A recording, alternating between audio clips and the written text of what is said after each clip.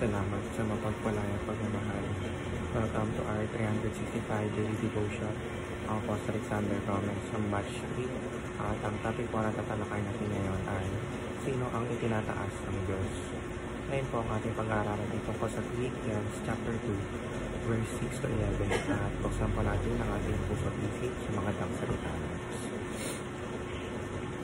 Sinasabi dito na who though he was in the form of God, did not count equality with God a thing to be grasped, but emptied himself by taking the form of a servant.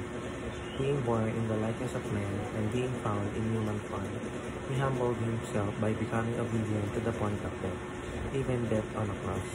Therefore, God has highly exalted him and bestowed on him the name that is above every name, so that at the name of Jesus every name should bow, in heaven and on earth and under the earth, and every tongue confess that Jesus Christ is Lord to the glory of God the Father.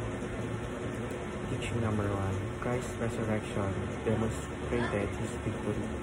Ang si Jesus ay muling nabuhay mula sa mga patay. Ito ay hindi lamang isang himala, kundi isang malinaw na patunay ng kanyang ganap na tagumpay laban sa kasalanan at kamatayan. Ipinakita niya na wala ni isang kapangyarihan kahit kamatayan ang makakatalo sa kanya. Ito ay nagpapatunay na ang kanyang sakripisyo sa krus ay tinanggap ng Diyos Ama at ang kaligtasan ay tunay na tamo para sa mga mananampalataya. Teaching number 2, Christ is reigning now, Ascension and Session.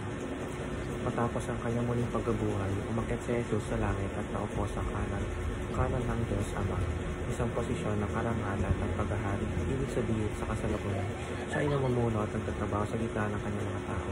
Hindi siya aktibo, siyang gumagawa ng mamagitan at pinamumunuan ang kanyang iglesia. Ito ang tinatawag na session ni Kristo, na siya ang kasalukuyang yugto ng kanyang ministeryo bilang hari at tagapamagitan.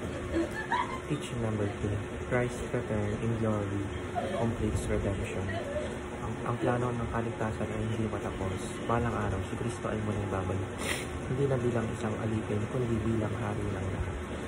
Sa kanyang pagbabalik, lilipulin niya ang kasamaan, nililikha ng bagong langit at bagong lupa, at isa sa katuparan ng ganap na pagtubos sa lahat ng sumasampalataya sa kanya. Application number 1, Rejoice in the Lord's victory. Dahil nanalo si Kristo laban sa kasalanan at kamatayan, may dahilan tayong magsaya at manalo. Application number 2, work for Jesus in advancing His kingdom. Dahil si Jesus ay namumuno na ngayon, tinatawag niya tayong makibahagi sa kanyang gawain. Ang pagpapahayag ng Ebanghelyo, pagtulong sa kapwa at pamumuhay ng may kabanalan. Application number 3, anticipate Christ's return in glory. Ang pagbabalik ni Jesus ay tiyak at maluwalhati. Dahil dito, tayo ay inaanyahang mamuhay na may pag-asa, kabanalan at pananamit. Hindi ito pananakot, kundi paanyaya sa isang buhay na nakatuon sa walang hanggang. Yun lamang po ang aking devotions. Maraming salamat.